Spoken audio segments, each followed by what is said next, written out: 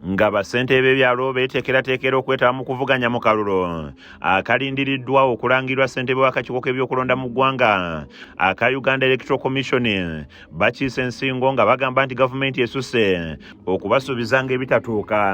Bano okulaga obwennyamivu buno basinzidde mu lukuŋŋaana lw'abakulembeze mu disitulikiti y'e Wakiso wamu ne tawuni kanso y'Ekyengera nga luno lutuula okwebuuza ku batuuze biki bye baagala biteekebwe mu mbalirira y'omwaka ogubaguddako nga ku mulundi guno babadde ku mbalirira y'omwaka gw'ebyensimbi 2023-2024 ng'olukuŋŋaana luno luyindidde ku kisaawe ky'eggombolola ensangi.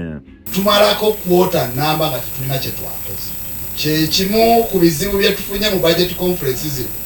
Kakati kwafuukanga musono kutuukiriza kaki kalombolombo. Basente bakwesezza omukisa guno okwanja ebibaluma omuli enguudo embi obutaba na malwaliro mu bitundu wamu n'ebirala nga batabukidde abakulembeze abavunaanyizibwa ku by'obulamu olw'okuttanga embwa mu tawuni kanso ate ne baleka emitulumbi nga giwunyirira abantu.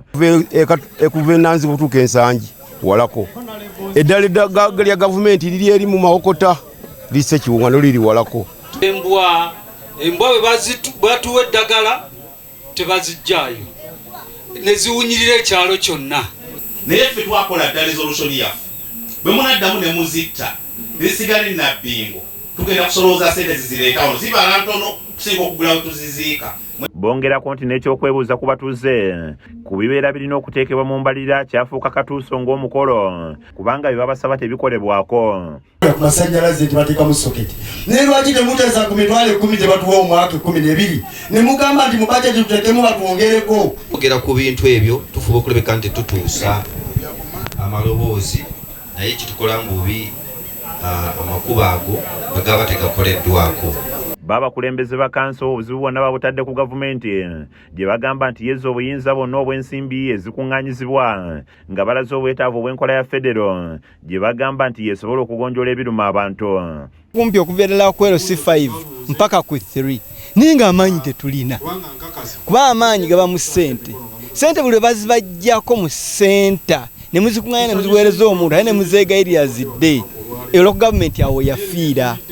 Meya wa tawuni kanso y'Ekyengera Mathias Walukaga asabye bakulembeze banne okubeera omu ku nsonga y'okubanja gavumenti okuddiza gavumenti z'ebitundu obuyinza ng'ekyo bwe kirema bannayuganda bakusigala nga bakaaba. Twegatte n'omulamangulanga gwa Ssaabasajja tukolere bantu okusinga okwerumaaluma ekisanja kigenda ne kiggwako nga mubadde mu ntalo ng'abantu tebafunyeemu.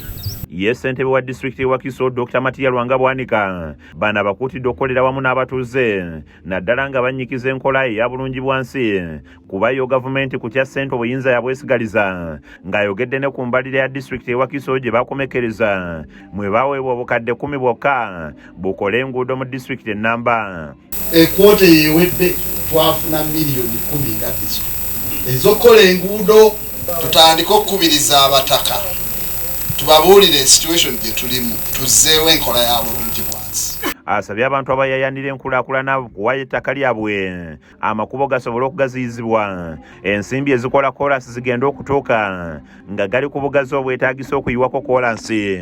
Concentrating mu kugaziya enguudo ba LC11 weebali tugende tukule enkuŋŋaana neeyo tuule n'abataka bateekeko emikono batuwe batuwadde mita emu buli sayidi tukole gumu kwa kusooka kugula nguudo zibeere ki ngazi tugenda okufuna ssente zikola kolansi nga z'enguudo zigira ki weziri. Okwo kusaba kwange sikulagira. Kizza Peter yakusakidde eggulire lino ku lwa KSTV Agalero.